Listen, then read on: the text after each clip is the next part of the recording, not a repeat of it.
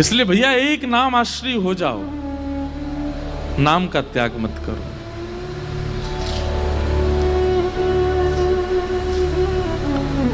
एक भगवान के परम भक्त थे केशवदास।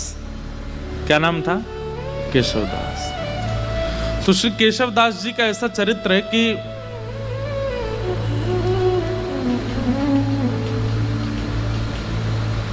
एक बार कहीं कथा में बैठे थे। वो कथा में वक्ता ने ऐसी बात कही कि जीवन में कमाई कहां लगाई जाए तो सार्थक मानी जाती है। आपने जो भी कमाया, अगर परिवार में लगाया, घर में लगाया, पत्नी बच्चे परिवार सब में, देखो थोड़ा थोड़ा तो सब जगह लगाना ही पड़ता है, लेकिन फिर भी उसकी सार्थकता कब है? हमारे द्वारा कमाया गया धन वो ऐसी कौन सी जगह लगाया जाए कि उससे सार्थक माना जाए, ठाकुर जी प्रसन्नता मानी जाए।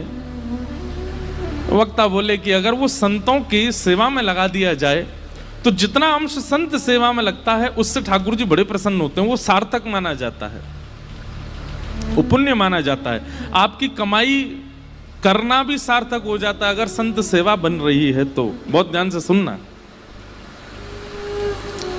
तो केशवदास जी ने ये बात सुनी कि भैया संत सेवा करनी चाहिए, उसमें जो धन लगता है वही सार्थक माना जाता है।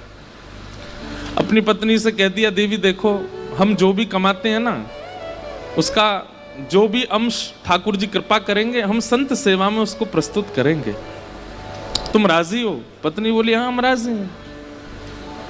बंधुओं, भगवान की बहुत बड़ी कृपा मानिएगा कि आपका कोई संबंधी, कोई सगा ऐसा है जो भगवत सेवा करने में आपकी सहायता करता है। उस मित्र को कभी मत छोड़िएगा जो कथा में लेके आता हो। उस मित्र का कभी त्याग मत करना जो वृंदावन लेके जाता हो। वो बहन सबसे अच्छी है जो ठाकुर जी की सेवा करवाती हो। वो भैया सबसे अच्छे हैं जो प्रवचन सुनवाते हों। वो माता पिता सबसे अच्छे हैं जो ठाकुर जी की सेवा की आज्ञा देते हों। वो पति सबसे अच्छा है जो गुरु सेवा में संग लग जाता हो। अगर इन भावों से कोई भी संबंधी आपका है, चाहे वो बुआ जी हैं, फूफा जी हैं, चाचा हैं, ताऊ जी हैं, पति है, मित्र है, उस संबंध का त्याग मत कीजिएगा। चाहे वो जीवन में आगे चल करके भले ही पद भ्रष्ट हो जाए तो भी उसका त्याग मत कीजिएगा। वो कभी आपको कथा में लेके गया था, उसकी वजह से आपको कथा मिली थी, इसलिए उसका त्याग मत करना। तो सबसे बड़ा संबंधी, सबसे श्रेष्ठ संबंधी है। तो कई बार पति भक्त होते हैं पर पत्नी का स्वभाव नहीं होता, और पत्नी भक्त होती है, पति का स्वभाव नहीं होता। दोनों विपरीत होते हैं तो बहुत मुश्किल होती है फिर। लेकिन केशवदास जी की जो पत्नी थी वो बिल्कुल योग्य थी। उसने कहा आपकी जैसी इच्छा, आप कहेंगे संत सेवा होनी चाहिए तो होगी। इतना धन नहीं कमाते थे, बहुत अल्प सी धन कमाते थे कि बस दिन रात भोजन हो जाए बस, लेकिन संत सेवा का प्रण ले लिया। एक बात मानेंगे हमारी, कथा में या गुरुजनों के द्वारा जब कोई बात ऐसी आप सुनते हैं जिसको सोच करके सुन के आपके मन में आता है ये मुझे करना चाहिए, लेकिन मैं कैसे करूं, मेरे पास व्यवस्था नहीं है। आप जब व्यवस्था को आगे रख करके किसी आज्ञा से पीछे हट जाते हैं तो बहुत बड़ी गलती करते हैं। कोई आज्ञा ऐसी हुई, कोई बात ऐसी कथा में सुनी या गुरुजनों से सुनी, वो बात सुनकर के आपके मन में आया ये मुझे करना चाहिए, लेकिन मेरे यहां व्यवस्था नहीं है। व्यवस्था का विचार ही मत करो। जैसे ही आपको लगा कि मुझे करना चाहिए, आप करने लग जाओ। जिन महापुरुष से आपने सुना या जिस ग्रंथ की बात आप सुन के आए हो वो सामर्थ्य प्रदान करेंगे, व्यवस्था कर देंगे। आप बस लगना शुरू करो उसमें। कि अक्षरों को देख करके रोने लग गया, क्यों? वे क्या कीड़े मकोड़े से हैं, मुझे तो पढ़ ही नहीं जा रहे ये। मैं कैसे अपने पिता की तरह बनूंगा, मैं कैसे अपने चाचा की तरह बनूंगा, ये तो मुझसे पढ़ने में ही नहीं आ रहे। अरे भाई प्रयास तो कर, तो प्रयास करेगा तो धीरे धीरे समझ में आने लगेंगे। हम लोग हिंदू हैं, अगर अभी हिंदी अक्षर के 1 2 3 4 5 6 प्रकट कर दिए जाएं तो हमसे पढ़े नहीं जाएंगे, वो अक्षर भी हमें समझ में आने वाले नहीं है। प्रयास करेंगे तो सब समझ में आता है। इसलिए कभी कोई आज्ञा ऐसी आप सुनते हैं और उसके प्रति आपका भाव बनता है कि ये मुझे करना चाहिए। मान लीजिए किसी महापुरुष की वाणी से आपने सुना कि संत सेवा करनी चाहिए, सप्ताह में 1 दिन निश्चित कर लो कि चाहे धूड़ के करके आए संत सेवा करेंगे। आपके मन में आया कि मेरा मन तो हो रहा है कि मैं करूं, पर कैसे करूं? क्यों? व्यवस्था नहीं है, चाहे धन की कमी है, चाहे परिवार में कोई साथ देने वाला नहीं है, आदि आदि जो भी व्यवस्था का चिंतन करके रुकिए मत। मुझे संत सेवा करनी चाहिए, ठीक है, अगले सोमवार से मैं सोमवार संत सेवा करूंगा। आप तनिक से प्रारंभ तो करिए। आप प्रारंभ करोगे, पूरा ठाकुर जी कराएंगे। केशव दास जी के चरित्र से सीखने को मिलेगा आपको। केशव दास जी की व्यवस्था इतनी उचित नहीं थी कि वो संत सेवा कर सकते हैं, लेकिन कथा में सुन लिया तो मन बना लिया कि अब सेवा मुझे करनी है। और पत्नी का साथ लेकर के जो भी धन कमाते थे उससे बढ़िया प्रसादी बनाते, संतों को निमंत्रण देते, घर पर संत आते, प्रसाद पाते। भगवान की दया से इतना ही प्रसाद बनता कि संत जन पा लेते, उनके लिए नहीं बच पाता था। तो दोनों क्या करते, जो संतों की शीत प्रसादी होती थी उसी को इकट्ठा करते, उसी को पा लेते। कभी कभी वो मिल भी नहीं पाती थी। अब संतों से थोड़ी कहेंगे कि छोड़ जाना थोड़ा, वो बेचारे प्रेम से पाते थे तो कई बार मिलता भी नहीं था, लेकिन संत सेवा बनने लगी। लेकिन ठाकुर जी बहुत दिन तक अनुकूलता रहने नहीं देते। लिख लीजिएगा इस बात को, अगर बहुत प्रसन्नता में जीवन निकल रहा है, भूलिएगा नहीं, आएगा दुख, निश्चित आएगा। बहुत धन के साथ में अभिमान हो गया है कि मैं कुछ भी खरीद सकता हूं, मैं कुछ भी कर सकता हूं, मैं कुछ भी बना सकता हूं, मैं कहीं भी जा सकता हूं। एक दिन आएगा कहीं जाने लायक नहीं रहोगे। और ये विपरीत स्थिति में भी सुनिए, अगर बहुत कष्ट में जीवन जा रहा है तो परेशान मत होइए, एक दिन सुख आएगा। आज इतनी धन की व्यवस्था नहीं है कि आप एक ही वस्त्रों को 5-5 दिन तक पहनते हैं, है ही नहीं वस्त्र।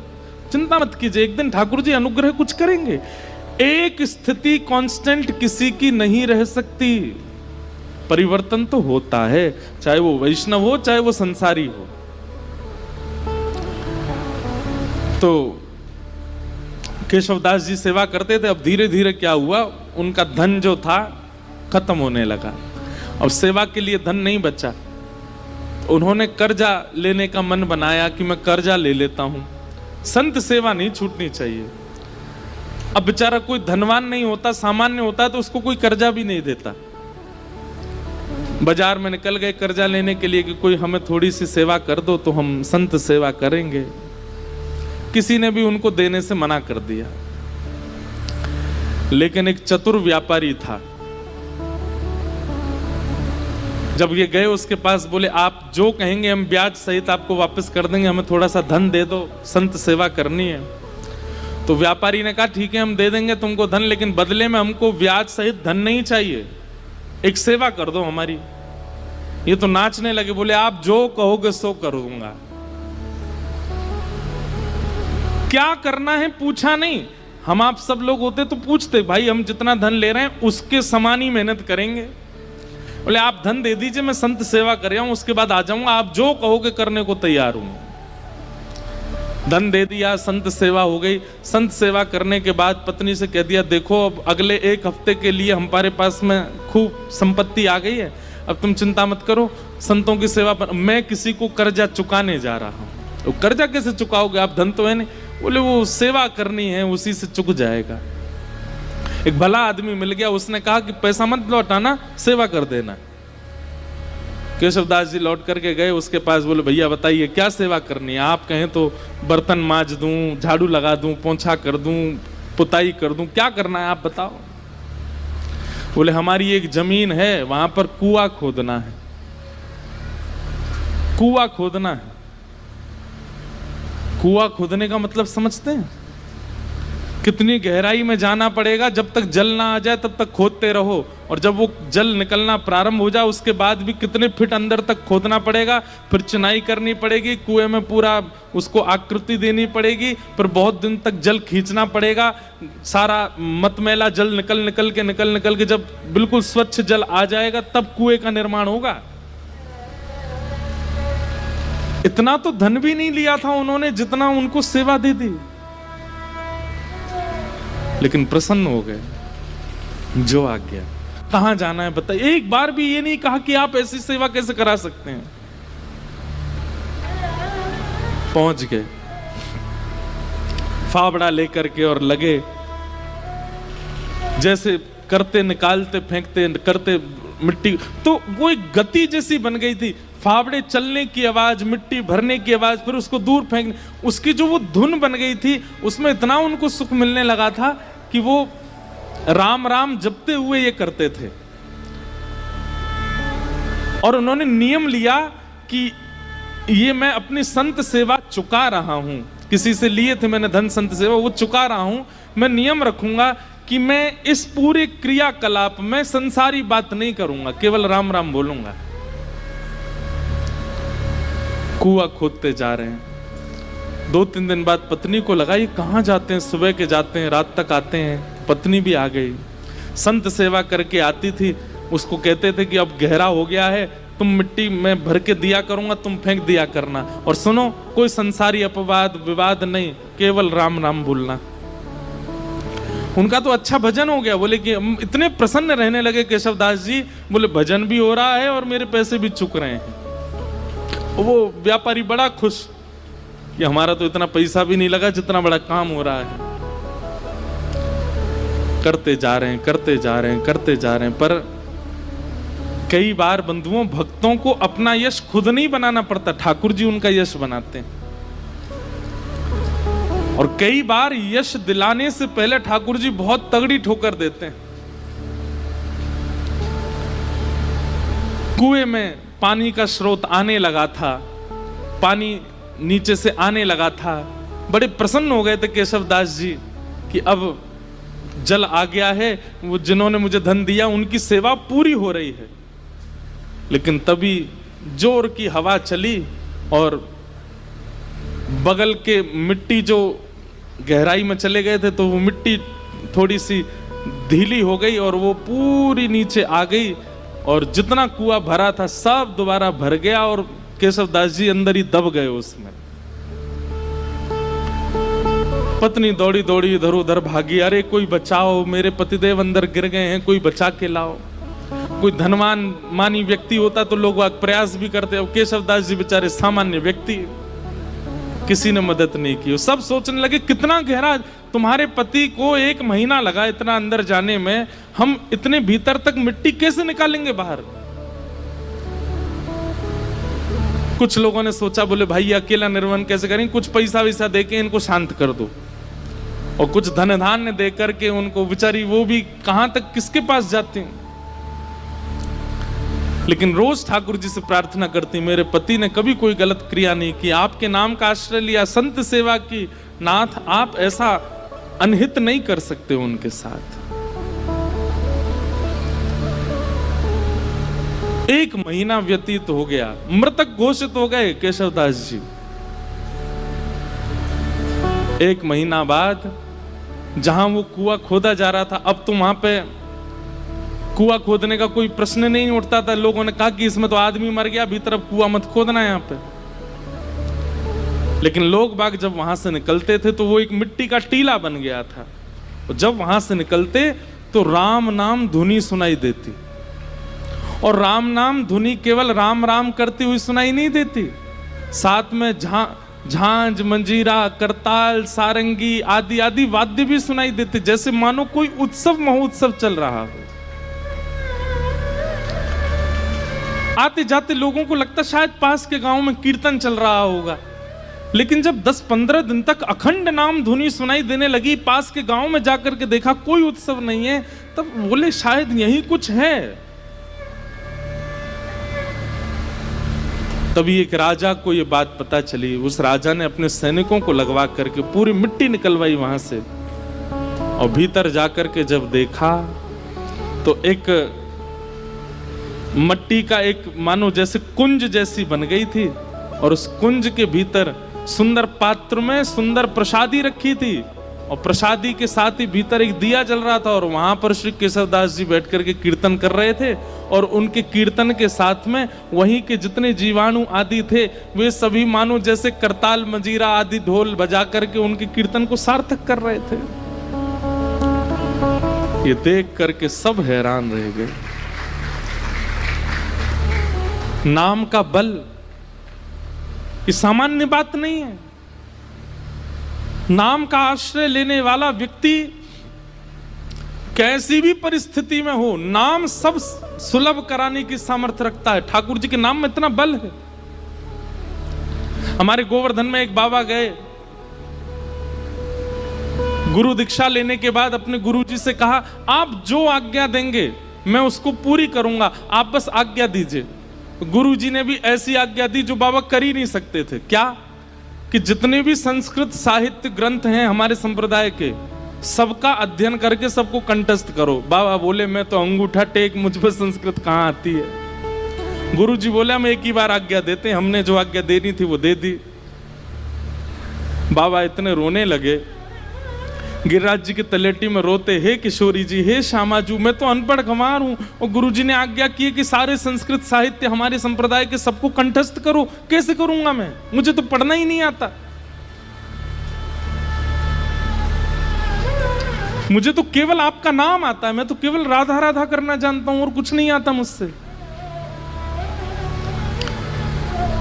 इसी चिंता में रोने लगे, राधा राधा पुकारते पुकारते रोते थे कि मुझ पर तो कुछ भी नहीं आता, मैं अपनी गुरु इच्छा गुरु आज्ञा को कैसे पूरी करूं। 4-5 दिन तक तो रुदन किया, 5वें दिन मानसी गंगा में डूब करके प्राण त्यागने को तैयार हो गए। बोले, अब मैं प्राण त्याग दूंगा, अब जीवित रहने का मेरा कोई, मैं गुरु इच्छा पूरी नहीं कर पा रहा, गुरु आज्ञा पूरी नहीं कर पा रहा, और मेरी उम्र अब 50 की हो चुकी है, अब मैं कहां से पढ़ना सीखूं, कैसे याद करूं। मानसी गंगा में जैसे ही अपने प्राण त्यागने के लिए कूद ही रहे थे, तभी किशोरी जी प्रकट हो गई, और किशोरी जी प्रकट होकर के बोली, क्यों अपने प्राण त्याग रहे हो? बोले कि हे स्वामिनी जी, मेरे गुरु ने आज्ञा की, मेरा सौभाग्य कि आपके मुझे दर्शन हो गए, पर मेरे गुरु ने मुझे आज्ञा की कि सारे संस्कृत साहित्य याद करो। कैसे करूं, मैंने तो पढ़ा लिखा ही नहीं हूं। किशोरी जी ने कहा, अपनी जीभ बाहर निकालो, और बाबा ने अपनी जीभ बाहर निकाली। श्यामाजू ने वो जीभ पकड़ करके और एक सीख से उस पर कृष्ण लिख दिया, और कृष्ण लिख करके कहा, अब जाओ, तुमने जीवन भर नाम गाया है मेरा, और उससे श्री कृष्ण प्रसन्न हुए हैं। श्री किशोरी जी का नाम गाने से किशोरी जी प्रसन्न नहीं होती हैं, ठाकुर जी प्रसन्न होते हैं, और ठाकुर जी का नाम गाने से किशोरी जी प्रसन्न होती हैं। बोले, आपने जीवन भर मेरा नाम गाया और कुछ आपको नहीं आता है, इसलिए ठाकुर जी बड़े प्रसन्न है, और उन्होंने प्रसन्न होकर के कहा है कि मेरी जितनी सिद्धियां उनमें एक विद्या सिद्धि है, वो विद्या सिद्धि आप इसको दे आओ श्री जी, अब जाओ, अब तुम्हें पढ़ने की भी आवश्यकता नहीं है, तुम बस गुरु जी जो प्रश्न करें सबका उत्तर देते जाना, सारा साहित्य तुम्हारी जिह्वा पर विराजमान हो गया। जैसे ही गए, गुरु जी ने कहा कि पढ़ाए? बोले, हाँ, 5 दिन पहले तो हमने आज्ञा दी, बड़ी जल्दी पढ़ाए। बोले, गुरु जी आप आज्ञा करें, कौन सा साहित्य, कौन सा ग्रंथ सुनाऊं? गुरु जी ने ग्रंथ का नाम बोला तो बैठ करके पूरा ग्रंथ सुना दिया। बोले, कैसे प्रकट हुआ? बोले, केवल नाम का आश्रय, श्री जी के नाम की कृपा हुई है, मैं पढ़ा लिखा नहीं हूं, श्री जी ने कृपा करके अपने नाम की कृपा से मुझे ये सब प्रदान कर दिया। इसका मतलब ये नहीं है किसी के पेपर हो तो रात भर राधे राधे बोलता रहे, हे किशोरी जी कल मेरा एग्जाम अच्छा हो रहे, हे किशोरी जी कल मेरा एग्जाम अच्छा हो जाए। लंबे समय तक नाम का आश्रय लीजिए, और उस नाम का आश्रय किसी कार्य की सिद्धि के भाव से मत लीजिए, बस नाम का आश्रय लीजिए, कार्य सब अपने आप ठीक हो जाएंगे। सत्यम परम धीमहि, परम सत्य भगवान का नाम है, उसे हम बारंबार प्रणाम करते हैं। धर्म प्रोजित कई तवोत्र परमो निर्मत्सराणां सतां, वैद्यं वास्तवमत्र वस्तु शिवदं तापत्रयोन्मूलनम्। श्रीमद्भागवते महामुनिकृते किं वा परैरीश्वर, सद्यो हृद्यवरुध्यते त्रिकृतिभिः शुश्रूषुभिस्तत्क्षणात्। धर्म प्रोजित कई तवोत्र परमो, परम धर्म की इच्छा चित्त में प्रकट होना, ये विषय है भागवत जी का। परम धर्म का मतलब क्या होता है?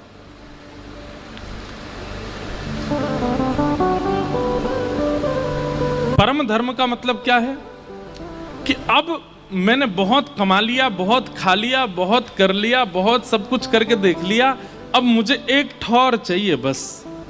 एक प्रकार का ये परम धर्म है। धर्म क्या है? कमाने में निपुणता प्राप्त करना, घर परिवार को संभालने में निपुणता प्राप्त करना, बच्चों का ब्याह करना, पत्नी को संभालना, परिवार को संजोना, व्यापार भी उचित कर, ये सब धर्म के अंतर्गत आता है। पर परम धर्म का मतलब क्या है? अब इस देह का तो मैंने कल्याण कर लिया, अब आत्मा का कल्याण करना है, वो परम धर्म है। एक दिन ऐसी चेतना मन में प्रकट हो जाए कि बस अब इस आत्मा की सदगति मुझे देखनी है, कैसे होगी? अब मुझे एक आश्रय चाहिए। आपने सुना होगा प्राचीन काल की जितनी भी राजाओं की कथा सुनाते हैं व्यास मंच, सब में क्या कहते हैं? एक उम्र आने पर राजा वन को चले गए, राजा वन में जाकर के भजन करने लगे।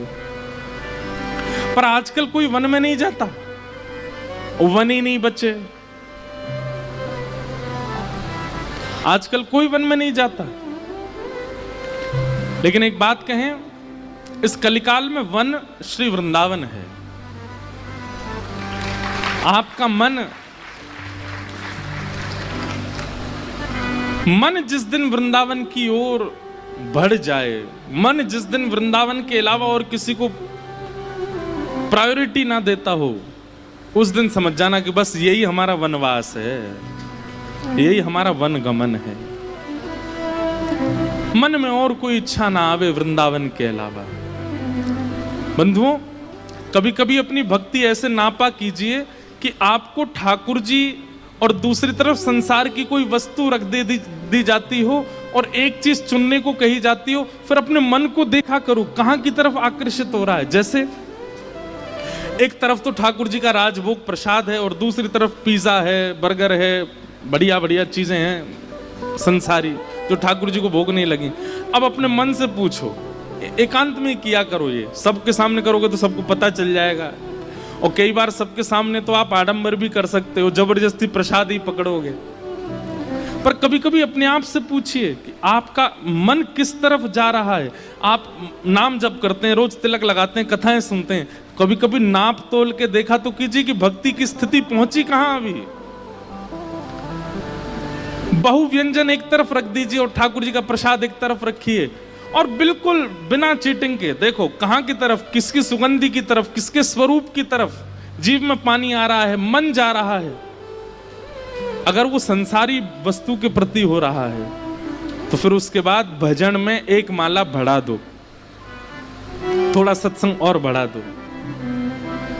और यदि वो ठाकुर जी के प्रसाद की ओर भाग रहा है, बहुव्यंजन सामने रखें लेकिन मन में इच्छा ही प्रकट नहीं हुई, ठाकुर जी का प्रसाद प्रधान है, तो अब ये समझ जाओ कि हमारे गुरु की कृपा, हमारे भजन का प्रभाव, हमारी सत्संग, हमारे पुण्यों का प्रभाव, ठाकुर जी हमें प्रिय लग रहे हैं। अब प्रसन्न हो जाओ, स्थानों को रखो। एक तरफ अपॉर्चुनिटी है आपके पास कहीं विदेश जाने की, और एक तरफ अपॉर्चुनिटी है फ्री समय हम वृंदावन भी जा सकते हैं। कहां जाना चाहिए? लेकिन मन में विदेश का ही आएगा। यहां बोल रहे हो आप लोग, आप विदेश जाने के लिए पहले हां करोगे, वहां जाना है। कभी कभी ये नाप तोल करके देखा कीजिए कि कहां की तरफ रुझान ज्यादा है। और यदि वो रुझान भगवत सेवा के प्रति, भगवत वस्तुओं के प्रति बढ़ रहा है, तो इसका मतलब क्या है? आप परम धर्म के मार्ग पर अब निकल चुके हो, अब उसके प्रयास और ज्यादा कीजिए। अब ठाकुर जी ने चुन लिया है, अब इस मार्ग को और निपुणता से इस मार्ग पर आगे बढ़िए। धर्म प्रौजत कई तवोत्र परमो निर्मत सराणाम सता।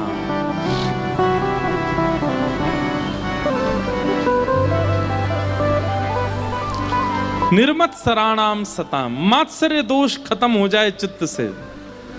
किसी के प्रति ईर्ष्या, किसी के रूप, स्वरूप, वैभव, संपत्ति और उसकी श्रेष्ठताओं को देखकर के आपके चित्त में ज्वलनशीलता ना होती हो, प्रसन्नता होती हो,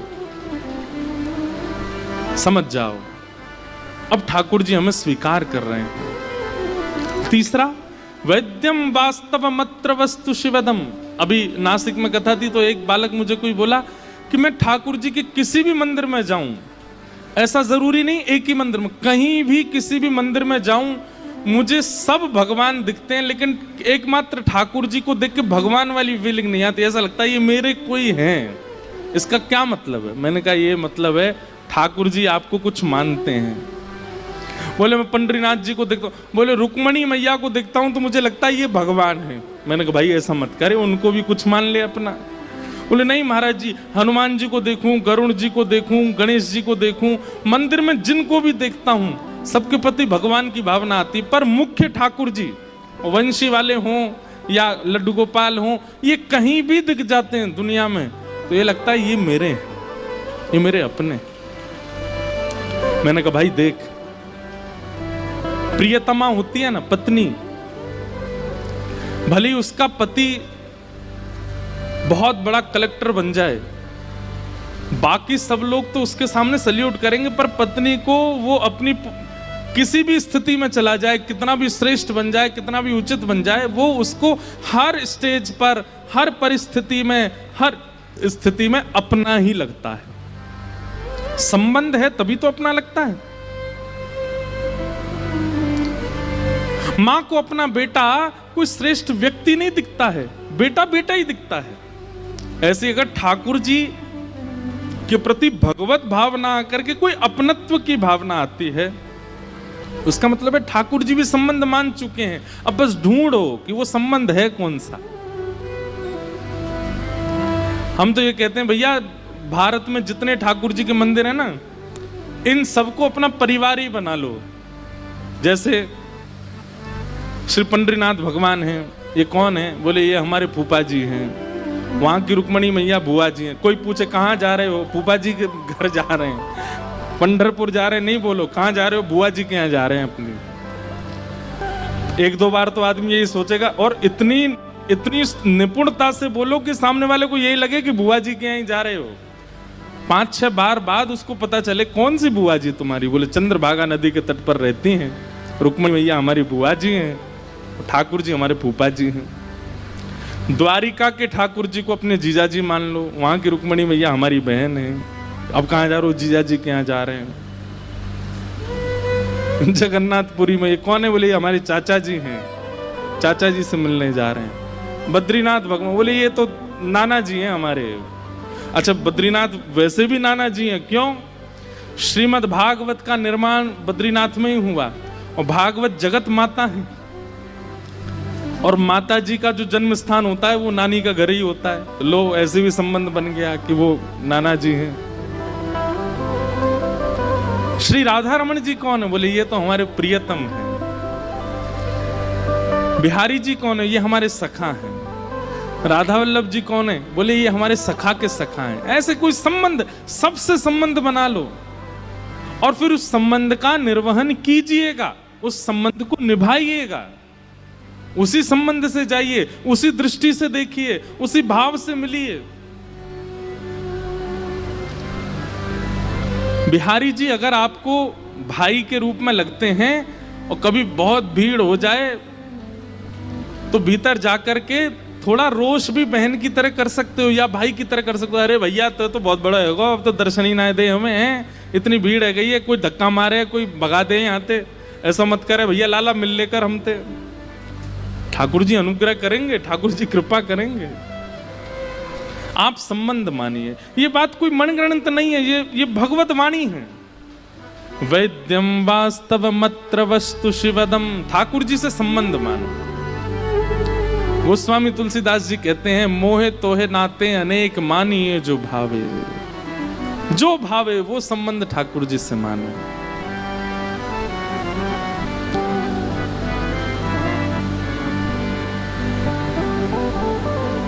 हो श्याम प्यारे से जिसका संबंध है, श्याम प्यारे से जिसका संबंध है, श्याम प्यारे से जिसका संबंध है, श्याम प्यारे से जिसका